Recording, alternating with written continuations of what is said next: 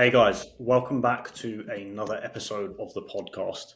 Today, I'm lucky enough to be joined by Chris Shipferling. Now, Chris is the guy you call when you need help consulting for your ecom brand.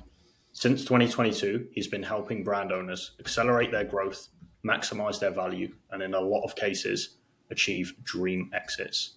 And this is something that's incredibly hard to do in the industry. He's an extremely well-known figure, respected for his achievements and renowned for his knowledge and expertise.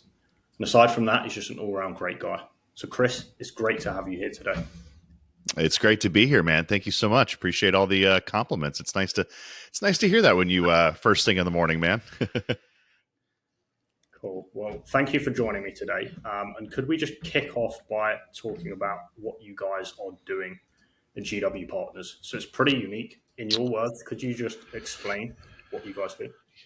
Yeah, I'd say, look, in a nutshell, what we do is we sell companies. That's what we do. So we sell businesses, but we take a much different approach than, say, someone who has achieved, a decent amount of revenue and, wants to go ahead and quote unquote, have a liquidity event, have an exit for their company, where they go and they interview, 2 to 3 to 4 different bankers, and potentially brokers. Now, I distinguish there. We'll get into that a little bit later. But and prepare the company for a sale within a month and a half, and they're off to the races to try and find a buyer. So we take a very different approach where our product is, we work with the client as early as they'll allow us to work with them to really help affect the best outcome for a sale. So we get in there and we optimize every single function of the company. And, as far as kind of our product goes, high level, we phase it out. So we analyze the business. That's phase one, understanding exactly where it is today against the backdrop of where the founder owner wants to be with the exit. Founder owner says, I want to sell for $30 million. Great. You could sell for about 5 right now. We got some time. And so we analyze the company to really see how far is that runway and to build out the strategic business plan. So again, I'm going to stay pretty high level without getting into too much minutia. So strategic business plan is built out. Phase 2 is all about execution on that plan. So we're now, we've rolled our sleeves up with the founder owner as much as they want us to be involved. And we're now executing on getting towards that goal, right? Because now we're all aligned and we're off to the races to go and get to that goal of 30 million. Phase 3 is where execution has now, there's lots of strong performance in the company. We're all headed towards our goals by every single function. We've got the KPIs set in the business, and really we take a step back during that phase as more or less like strategic advisors, almost like a board member, where we're meeting with the client, not on necessarily a regular basis, but we're just checking in to make sure everything is still on track. And then phase 4, that's M&A. So we completely do an about face and, turn away from being the strategic board advisors or, the execution guys within the company. And we're preparing the company for a sale. We're putting together the confidential information memorandum, putting together the leveraged buyout model, the data pack, the financial pack, the buyer list. And we're going out to now actively sell the business and put it in front of lots of different acquirers. So usually what you find, just to recap, you find folks who are out there only doing phase 4. So it's kind of phase 1 through 3. That's fairly unique. There's not a whole lot of firms that you'll find that are A, willing to do that, but B, I'd say more importantly, even capable of doing that. To be able to switch the brain from helping you operate to then sell the company. That's where I'd say we've kind of found ourselves in a bit of a niche, which is great from our perspective. For sure. And I can attest to that. Like we've worked on some brands together, and you guys are definitely kind of rolling up your sleeves and getting involved operationally as well. I guess the question I have is for brand owners that may be listening. I know you said it varies, but is there a specific kind of time frame that you might be kind of stepping in before preparing for an exit? Like how long should brands be? Yeah. Great question. Anywhere between, I'd say 12 months to 24 months. And then we've got exceptions in the margins. So, the exceptions would be, we've got, a company now that we're speaking to, they'd like to go to market in November. So we have a smaller window, but we still have a little bit of time to help effect.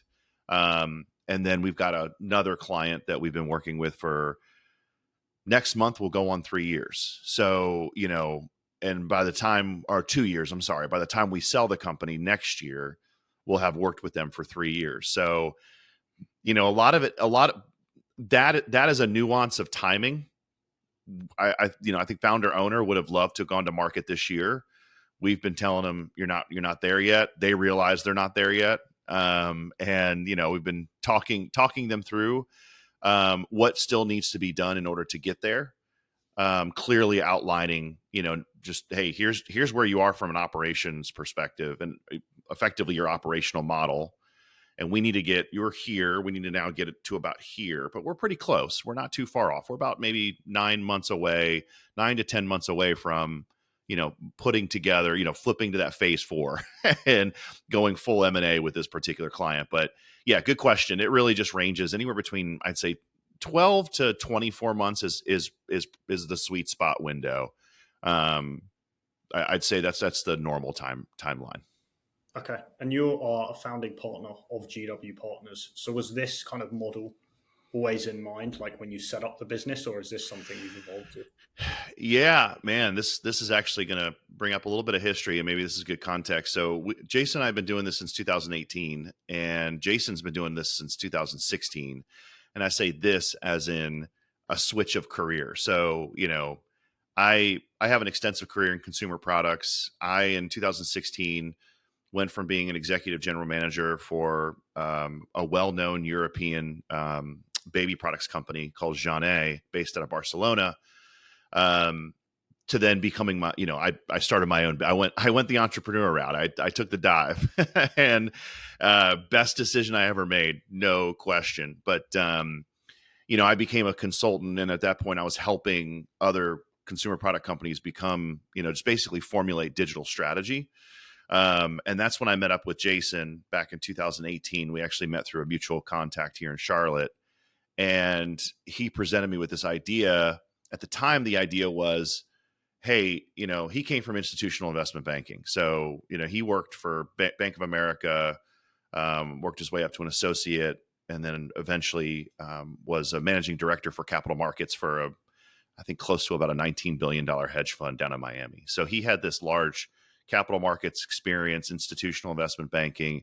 He actually went on his own back in like 2011 and bought and sold various businesses. And in the process, he realized, while using business brokers, wow, there is a ton of opportunity for someone to come in here with, I'd say up market pedigree, deploy that into the lower middle market, which we define as like 10 to about 100 million, and offer not only a better process, but a much better outcome for the founder owner. So he presented me with this idea. At the time, we had 2 other partners. So we were a completely different firm called Global Wired Advisors.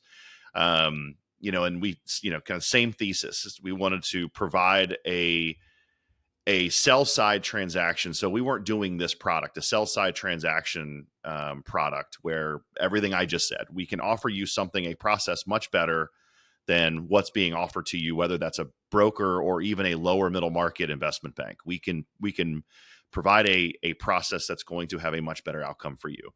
So we did that for until about 2020, early 22. We had a partner that went very nefarious on us, and so we had to boot him out of the firm. And at that point, it was a whole thing. We'll leave it there, litigation, etc. But that's when Jason and we turned to each other and said, "Hey, let's do things very differently." At the time, M&A in consumer products was starting the down cycle, and so you remember this, Jordan. You were right in the middle of it. You remember the whole aggregator run up, and if you look at the chart, man, it's like 2020 to 2021, all that cash was raised, and if you look at a chart, 2023 and like year to date, barely any cash raised for that business model now. It's pretty much, I'm not going to call it a dead model. It's pivoting, which, total side note, We called that as soon as it started. And I hate to be that guy, but we really did. We were like, this is what's going to happen anyways. So yeah, so effectively Jason and I in 2022, we decided to go our own way, just him and I, boutique, no employees, just the two of us, work on a small amount of clients, but really be highly effective with those clients and deploy this product. So that's when this product was effectively born. And a lot of it had to do with really where the market currently still is, to be honest with you. I mean, it's starting to get better. More and more acquisitions are being made, especially actually in food and bev. There's a lot. It's quite acquisitive. But across the board in consumer products, it's still very shaky, and multiples are not up; they are down, no question. And so, this is a great product, I'd say, for the current market, no doubt. For sure. And just kind of touching on that before we look at the market, are there businesses that come to you or that you talk to that are more attractive than others? I guess Mm-hmm. the question: what are the green flags that you look for when looking for Yeah. businesses to work with? Yeah, I'll go super basic, and then I'll go a little bit more complex. I mean, from a basic perspective, profitable, not just like, oh, they're profitable, like, wow, they're really profitable. Now there's a lot of layers to that, right? So it's not just like, okay, let's look at your income statement. Okay, great. You've got, from what I can see from your QuickBooks, you've got profit. No. We do back that up. Like, there's strong gross margins. That's a huge green flag. Very strong gross margins. Contribution margin across channels, very, very, very strong. Which, of course, then we look at the OpEx. It's funny. This is the fine line. A lot of folks will say, and they'll carry it like a banner, right? Like you're going to a soccer match or a football match. They'll carry the banner of, I have a very lean team, and ironically, that's not a positive. Now, it usually lends itself to more profitability, but from I want to sell my company to a private equity fund, they don't like lean teams. They want you to have something that's of substance and robust because they want to scale and grow. So those are part of the green flags we're looking for, which is, our mind is always going towards, well, if a private equity fund purchased this company tomorrow, what is the ability for them to scale and grow? What's that profile really look like? So that's kind of, I'd say that's very basic tenets. And then as far as kind of getting in and layering in a little bit more, repeat purchase, I mean, we're going right to retention, man. That's kind of the number one place we're going. We're going to go to CAC. Are they acquiring customers? Which, I mean, obviously, if they're profitable and they have good contribution margin and their gross margin is good, we're going to be able to see that right away. But that is definitely something that we're looking for immediately, which is, can they acquire a customer across very expensive acquisition channels? Can they do that profitably? Is it profitable first sale? When does it become profitable? And then we're immediately going to their LTV.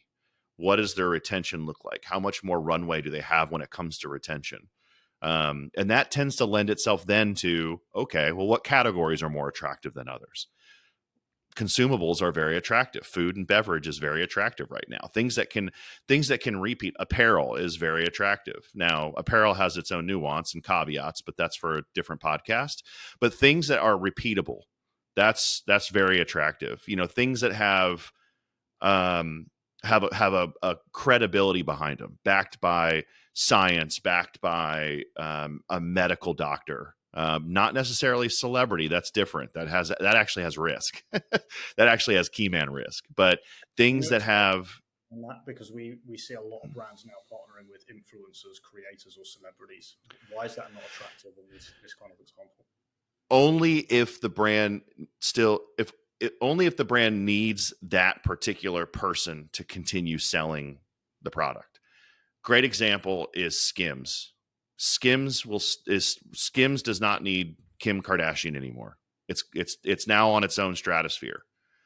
But I mean, we could probably sit here and wax poetic on 4 or 5 different brands that if influencer went away tomorrow, like I like say Prime, would Prime go away tomorrow if is it Logan Paul, stopped promoting it? maybe not. I mean, they went out pretty quick, but at the same time, they still need a lot of people pushing the product because it's still very trendy. It's still very flash in a pan. Whereas, Skims has come along and has really established critical mass.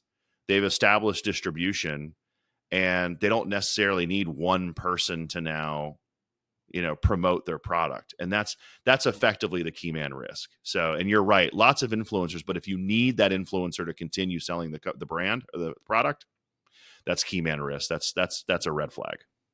And how many of these kind of points can you work through with a client with the consulting, or how many of them are kind of just deal breakers from the jump? Yeah, I mean, there's a couple things that are deal breakers. Number one, like and this is also kind of leads into, we're also looking at brand, and brand is subjective, and it's its own podcast series for sure. But I think we all understand when we're looking at a brand and when we're not looking at a brand, right? This is now your world. I mean, brand is the ability to have the second, third, fourth, fifth, sixth conversation with a client, right, or with a customer, and that a lot of that has to do with retention. Someone's coming back and back and back and back. Well, you've got a brand because that's something somebody is actively seeking after and wanting to purchase on a regular basis. They're also, you've built a community around that brand. You've also been able to build some level of your content, your visual, and your product. It all matches, right? Brand. I'm thinking about one particular client of ours, which I can say they're on our website, so I don't mind saying out loud, Wildbird. That is also one of your clients too. When you look at their brand, I mean, you go, wow, that is a brand. That's a brand first. Like, they've done a really good job of creating this just incredible community of caregivers and parents. And it flows through everything. So sorry to go on a rant with this, but that's a big deal now, because in order to just, back in 2021, and Jordan, you remember this with the aggregators. I mean, I could come to them and say, I'm selling microfiber cloths to wipe my glasses with, and I'm doing 10 million of revenue at 2 million of EBITDA. And they're like, great, I'll pay you 8 million for it. Yeah. Well, nowadays it's like that. Well, that is gone. That party's over. It's been well over, and everyone still is having hangovers from it. So now it's wildly important that, you work actively on building brand. You work actively on building out your product development. That's another thing that is workable. I'd say the brand piece, though, if you don't have a founder owner who's willing to put in the time to really like actively do brand build, and if they just, and again, it too, man, it's so hard to conceptualize, but you just know it when it's like, this is commodity. It will never be a brand. And to us, that's unworkable. You can't work through that. For us, it's sometimes we can mail the list of past purchasers and, it takes off, it blows up. You send the simplest email and it works. And sometimes you just get nothing, and you can email, whoever you want, and you're not going to get a repeat purchaser. So yeah. I think that's key, right? So yeah, if we take that back, so it's kind of the key financial metrics, the strength of brand and the kind of retention. And then you will come in, you will work with people that kind of fulfill those criteria. And what does that look like? Is that adding on more channels? Is that kind of building out or improving the team? What kind of process does that look like? It's all the above. So effectively what we're doing is we're coming in our analysis phase and saying, what does this company need to look like for an acquirer, for this to be we'll just call it a very attractive acquisition target. Now, that's very different depending on the company that you're speaking about, right? So you effectively build out, and this is what we do. We build out the most optimized company through a strategic business plan. And then what we're doing is we're scoring each function in the analysis. So we're saying, down to from, again, product development to team to, to retention, what's their email marketing? I mean, we get very granular, as you well know. Like, we're grading everything during this analysis phase. And so what we're really extracting out of that is what is the work that needs to be done for it to become that company that we've now said this is the form of what you should be in order to get your 30 million. And so, yes, a lot of that, I mean, great examples, placing director of operations, placing a director of marketing, very strategic function, by the way. So you have to take that very seriously. Some cases, placing a fractional CMO or thinking about a CMO stack on top of a director of marketing, putting in place, even down to, hey, your customer service is wildly inefficient. This is killing you as a brand. That's, by the way, a big piece of brand is customer service, because that's the community piece. And so what we're really doing is effectively Jim Collins in Good to Great. It's we're looking to form the bus, right? So we're looking to, okay, what does the bus need to look like? Now, who's guiding the bus? Who's driving this? What's all the instruments in order to guide this bus? Now, that's going to be all your KPIs and the operational model that we've built out in the strategic business plan. And now it's about, okay, let's put the right people in the right seats, and let's take the wrong people off the bus, basically. So right people, right seats, wrong people off the bus. And we're taking a look at great example. Let's bring it right back to you and what you do. In most cases, email marketing is just weak.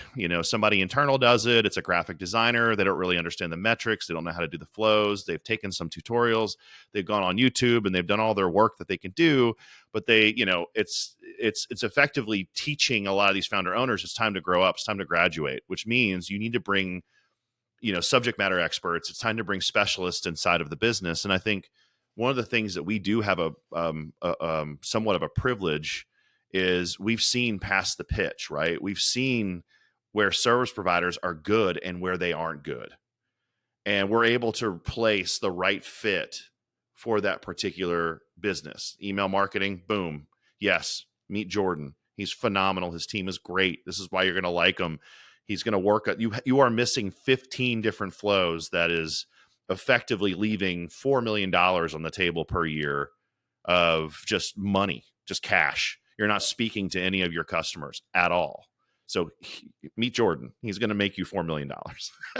And it's, but again, that's part of the strategic placement of those resources. So do you ever get founders that you kind of build this plan for, and then they don't listen with the implementation? And in those instances, what do you do? No, we spent no, not really, a little bit. I mean, if they don't, it's healthy debate on why they don't.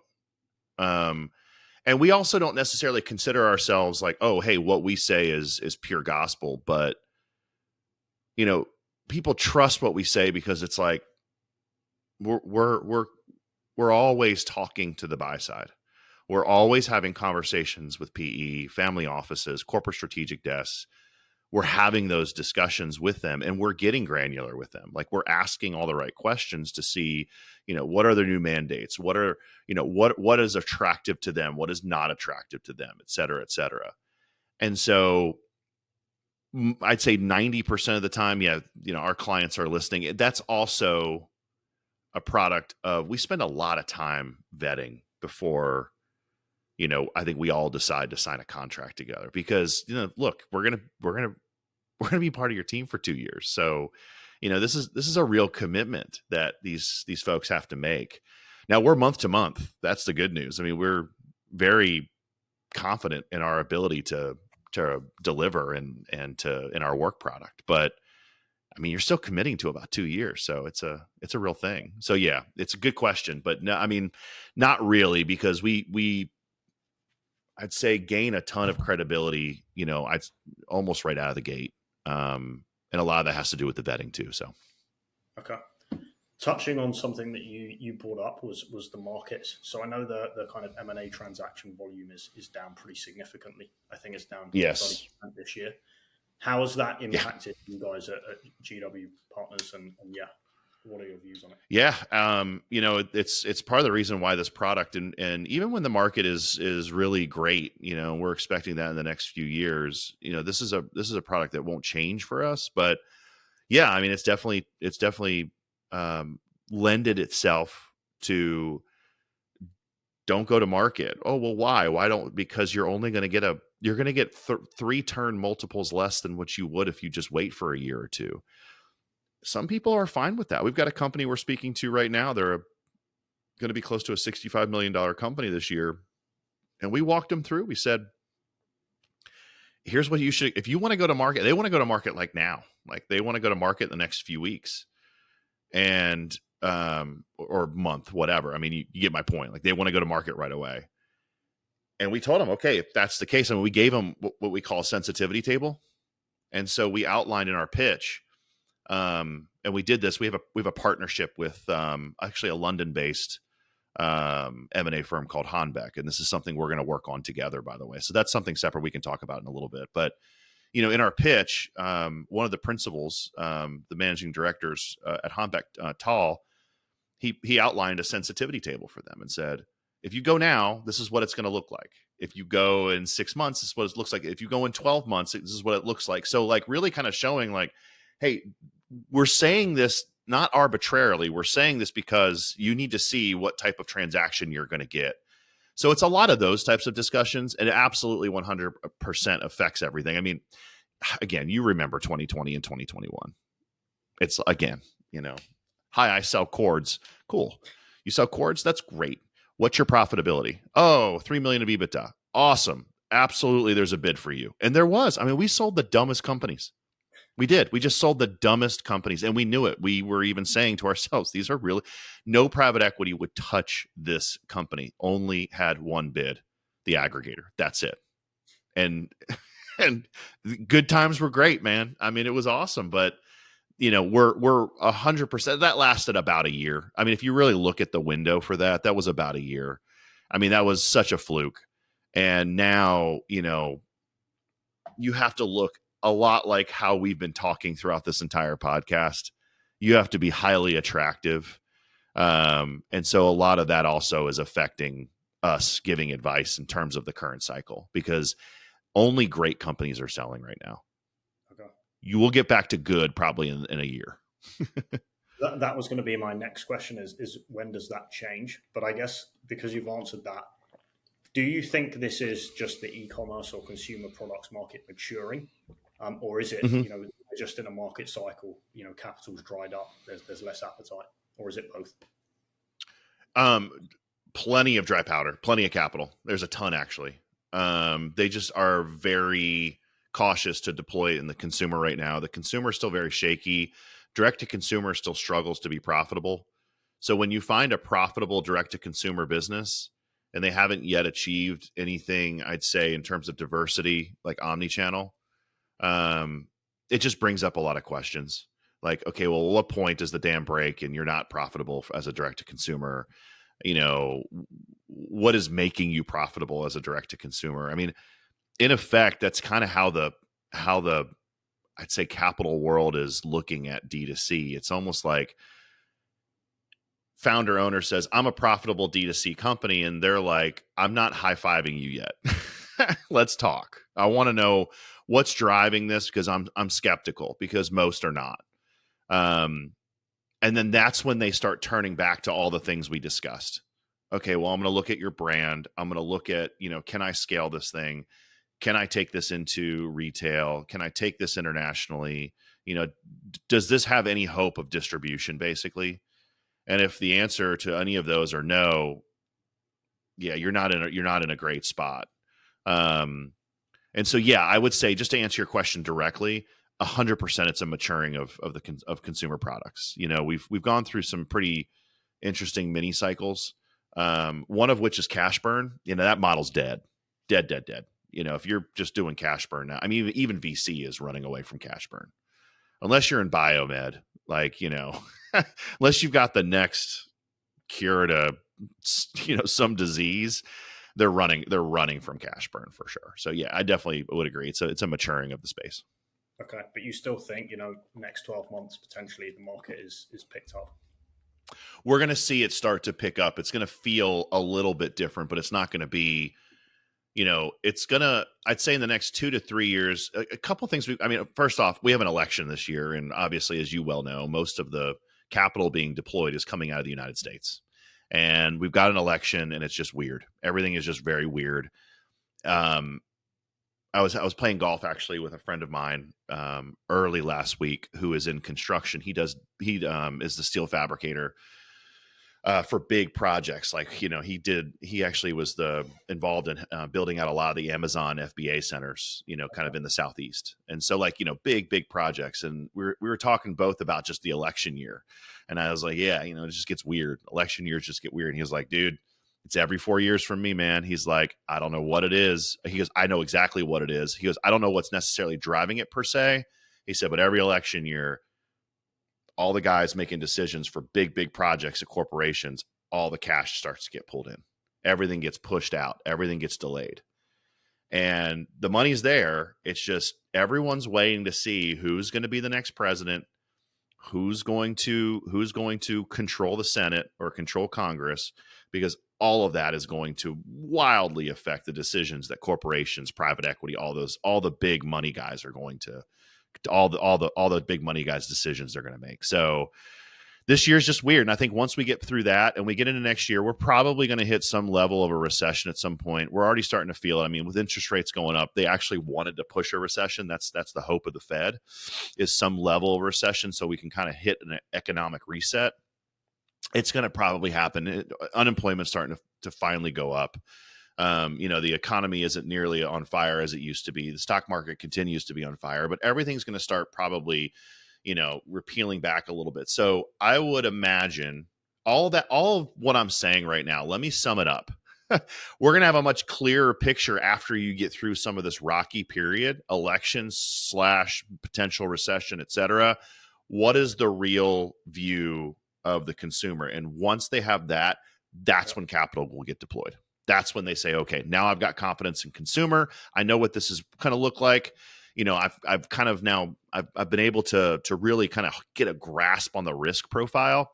Now I'm ready to purchase. However, it will look nothing like it did, for anyone listening, nothing like it did 3 years ago. It'll be very different, as we've been talking about. Okay, I like that. Final question from me on the macro side is on geography. So you mentioned it there. Obviously, the US is the biggest market. Everyone in this wants to sell into the US. Do you guys look at companies or brands in different countries, and what are your views on international from the US outlook? Yeah, absolutely. 100%. We'll look at almost anything. I think, a couple areas that get a little precarious is Russia, China, India. I'd say, anything BRIC, right? I think it's a little precarious. But definitely, Europe, UK, Canada, Latin America, not so much. We just really haven't seen a lot of businesses that have, kind of blossomed and done really, really well, and to a point where they could sell. It's probably us. We just haven't spoken to hardly anybody in Latin America, or South America, Mexico. But the short answer is yes. Globally, that's fine. You still kind of narrow in on some regions that are just, better than I'd say others when it comes to acquirers. It sounds very kind of G7 focused. And I guess my next question is, do you think that changes over time with kind of the growth in middle class of some of these other places? Yeah, no question. I think, India is growing like a weed. It's going nuts.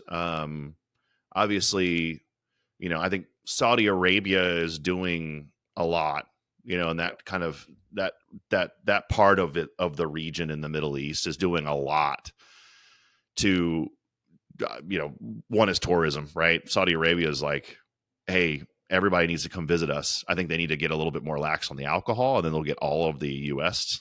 tourists. But, nonetheless, I totally, of course, over time, I see that changing. I just think, Chinese companies are just because of the CCP, it's just very difficult to sell a Chinese-based company to anybody outside of China. It's just hard. People listening might be like, yeah, BS. I have 5 stories of it happening. And yes, it happens. I think they're anomalous. If you look at all of the deals that are occurring, very anomalous, but at the same time, sure, it does happen. But yes, I do think over time it will change. It just so happens that, these particular markets are so mature, UK and US, Europe, that when they all the businesses that you speak to in those regions, they all kind of feel and operate the same way, clean books, because they have to have, there's more regulations, more tax regulations. It's just more mature environments, et cetera, et cetera. So, but yes, over time, as these other markets mature, no question, you're going to start to see, more activity. And then, yeah, just that final point there in terms of international expansion. What does that look like for the kind of brands that you work with? Yeah, it's definitely it's a bullet point. We're two things where it plays a role. Number one, really doing the hard work, and we just did this for one of our clients, really doing the hard work to really understand if we were to deploy an international sales strategy right now, what does that look like? Where are we going to go? How are we going to do it? And what is it going to return? What's the cost? What's the return? So, what I have found, and you've probably seen this too, in like business broker type of sims, in their information memorandums, you'll see things like could expand into UK, could expand into, and they give like these short little bullet points that'll get you nowhere. That won't get you any more enterprise value. That won't get you any more multiple. But if you can do the hard work, if you haven't done it yet, to really go and create a business case and a case study on that, highly intelligent and passes the sniff test, that's going to be very attractive, because you can take that and you can build that into your forecast. That's where it becomes important. You can say, hey, Mr. Private Equity Fund, when you buy this, you've got the ability, here's your cost, but here's when your return. Let's have an intelligent discussion on how much that's worth to everybody here at the table. And that can absolutely help drive up enterprise value. If they've already got the proof of concept, then you just are building out more of a pro forma. That's all you're doing. You're just building out a projection or a forecast for it. It does play, I wouldn't say a huge role, but it plays a role for sure. I mean, when someone's buying a company is in its most basic form, they're profiling the risk of the business and they're profiling the opportunity of the business. That's the two things that they're focused on. Is there anything in this company that's going to make me not be able to scale? Is there anything in this company that's going to, put me out of business if I purchase the company? I mean, these are the risk questions. And then they turn to opportunity and they go, okay, well, what else can I do with this brand? And so that's why focusing in on brand, product development, sales channels, acquisition channels, oh my God, they spend all their time there. Right? Because it's extremely important as you're thinking about, kind of the future of the company. For sure. Okay. And then shifting gears slightly and talking more about kind of you and your personal experiences. I know you said there you'd kind of had, a long career in the corporate world before setting up business. Can you just walk through that at a high level? Yeah, 100%. Yeah. I started at a Japanese-based business. Interestingly enough, they were traded on the Nikkei. They were about a $200 million company, I think, when I was with them. So, it's still medium-sized business, still in some cases small to medium-sized business, but nonetheless, in the baby product space, it was a larger business because the total addressable market wasn't huge, right? So I started with them. They were, I worked for their U.S. subsidiary, and I started off as a low life sales analyst, but quickly had ambition to, I knew I wasn't going to be stuck in just a role. I was too antsy, right? And so, and I had a passion for sales. I had a passion for marketing. And so, worked there for about 7 years or so, until I left. I worked my way up to running sales and marketing there. Left and went to a much larger company, about a $500 million business called Evenflow. Worked with them for about 3 years as a director of sales. That's when I really got a lot more. When I was at Combi, I got a lot of really strong retail experience, and then it just continued to, I'd say, amplify itself as going to Evenflow had we had brand managers and product managers and engineers, and like it was a fully functional CPG company, consumer products company. And I worked with folks from Mars and from Unilever and from P&G, and I mean I worked around some pretty, I'd say, high pedigree, and that was a really fun experience, working there for sure.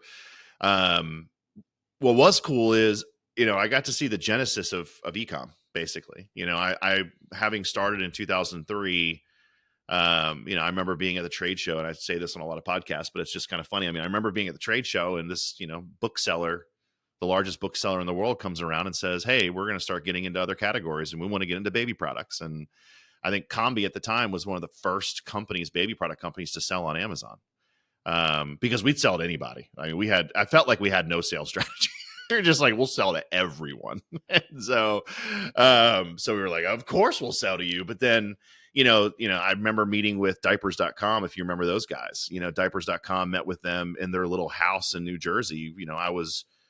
It felt like, from 25 feet away was Mark, who started Diapers and, basically went on to start jet.com. And I'm just helping the buyer write some orders in a small little cubicle in this random house. Literally a house is what their office was when they first started. It was wild, man. And then, CSN Stores calls me up and says they want to sell our product, and they turned into Wayfair. Right. And so I was like one of the first. I think I was speaking to like employee number 4, and like, I knew employee number 3 or 4 at Zulily. You know what I mean? There was like, I got to really not only just see the genesis of like really kind of e-commerce, but, really grew up in it, and baby products in particular with consumer was a sought after category. So we kind of got a front seat to a lot of these, bigger, obviously much, very large e-commerce brands. So anyways, that's what I think. That if I were to highlight one thing out of my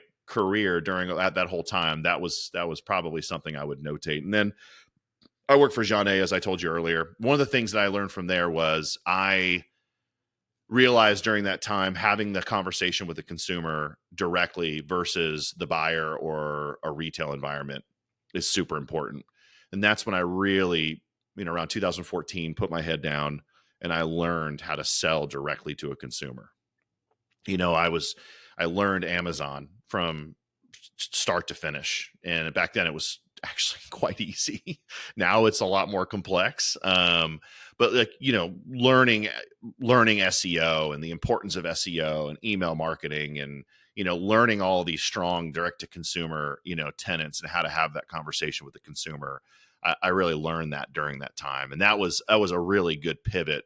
And then 2016 to go out on my own, as I already mentioned earlier. So yeah, fun little career, man. It sounds really interesting. How have you found it adjusting to going from these, I know you call them mid-sized, but they're pretty big companies, right? To yeah, kind of going out on your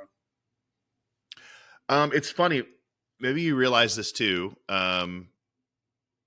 You realize how corporate you really are, especially in the way that you communicate with people.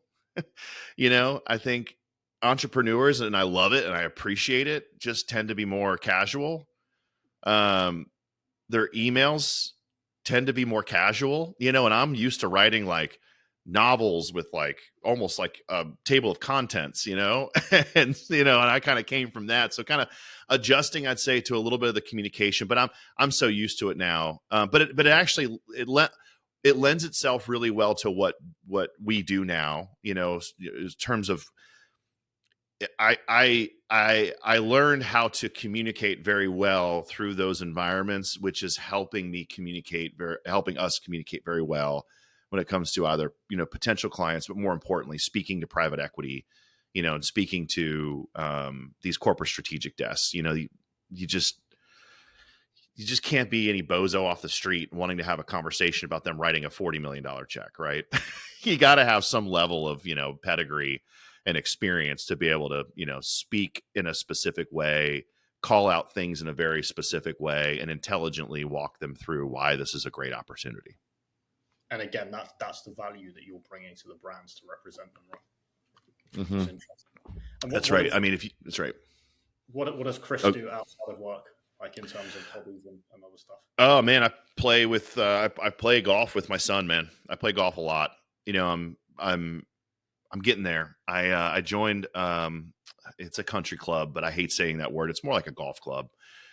A real country club in town is like, you know, much different than the one I'm at. It's you know, it one of our country clubs in town hosts, you know, one of the major PGA tours, and Wow. you know, it has like, you know, celebrities that are members there and etc. Yeah. My club is very different. It's just got 2 golf courses, which is great. Excellent condition. So my son and I both really got. I played golf growing up, just kind of here and there. Never really took it seriously. Had a lot of friends who did, but I didn't. And I started taking it seriously back in 2021. We joined in May of 21, and over the past 3 years now, I've gotten my handicap down to about 13, and where before it was not that. It was very bad. And I'm still having, you know, some days where I'm like, oh my God, lights out. And some days where it's like, oh, I feel like I'm starting over again. But I'm definitely getting into that groove of consistency, if you know what I mean. I mean, you feel it with any sport where you start to get in that groove of consistency. And I feel like the passion, if you look at a graph chart, right? Like the passion just goes wildly up as consistency, you know, improves, you know. So that's basically what I'm doing. And my kids are getting older, man. So, you know, I've got a 12-year-old or 11. Well, she tells me she's 12. She's still 11. I'm going to keep her at 11. Her birthday's in a couple months. But I have an 11-year-old and I've got a 14-year-old. That's my son who's about to turn 15. So like, I only got a few more years with them, man. And I'm just trying to, until they go and do their own thing, and they'll come back to the nest. They'll bring other people with them, like a spouse and kids and et cetera, probably. But you know, I'm trying to soak up what I can with my kids, you know, on my off time. So, And what's next for you guys at GW Partners? yeah, I mean, I think, you know, this product is I think, you know, in 2022 it was born. 23 was a very good year for us, where I'd say, I wouldn't call it perfected, but you know, really put that product of getting involved early through the paces, and it just continues to improve and improve and improve. And, you know, look, at the end of the day, we sell companies. We've got this wonderful partnership with Hanbeck. Really, really enjoy those working with them. And we're working on some really cool projects. I'd say over the next 2 to 3 years, you know, GW Partners will be involved in same thing we're doing now. We'll be involved in investing in businesses. We really want to turn our attention to investing in more companies. We've got a few now, but we really want to invest in a lot more. And yeah, I think that's kind of our long-term plan. What we would love to be able to do is deploy this same product, but effectively just take pure equity in doing so, and actually inject our own dollars of equity into the companies that we really love. Process and then kind of grow with the business and then exit together. Is that the goal? Yeah, basically become a stakeholder of the company, but you know, only we'll be very selective, because the idea is we've got a pool of cash, right? Alex Harmozzi said, millionaires are made through real estate, billionaires are made through buying things or companies, basically. Yeah. And I love, by the way, you're the one who turned me on to that guy. Like, I heard of him before, but you were like, dude, if you're not reading this guy, you're out of your mind. And so I became in my mind, and I quickly read both of his books like that. It was on tape, but still, man, like, couldn't stop listening to him. So thank you so much for that recommendation. That's been a huge influence on how Jason and I have thought through business development over the past year. So there'll be a GW Partners info product launching soon then. Say what? Info product launching soon. Yeah, that's right, man. Absolutely. Absolutely. Thank you for coming on today. Yeah. I just want to say, before we go, for businesses that are interested, you know, maybe they've got all the criteria that you listed at the start, or maybe they need some help getting there. That's right. What you know, can people do to reach out to you? Where can they find you, and what should they do as a next step? Yeah, and I mean, hopefully you can back this up. We're pretty altruistic guys, you know, and we really just love to help founder owners. So if you never become one of our clients, that's not a problem to us. We just want to have a good conversations with founder owners, because we're founder owners ourselves. We're invested in companies that are, you know, founder owner led, and that's all we work with. And so If you're struggling to find the right resources, by all means, let's have a conversation. We can definitely put you in the right hands. One thing I just tell everybody, we don't hold our resources close to our vest. Like, well, only if you work with us, then I'll introduce you to the right people. That's just smarmy, slimy, stupid. It's used car salesman. By all means, let's have a good discussion about your business. If you never become a client, no big deal. Let's just talk about kind of state of your current union, and what might we could probably provide at least a few nuggets to help, right? So, and that's it from, basically with that said, LinkedIn is a good way to get in touch with me. Our website, gw.partners, don't put .com at the end. People make that mistake and they're like, you don't have a website. It's like, we do, just leave out the .com. We're a modern company, Jordan.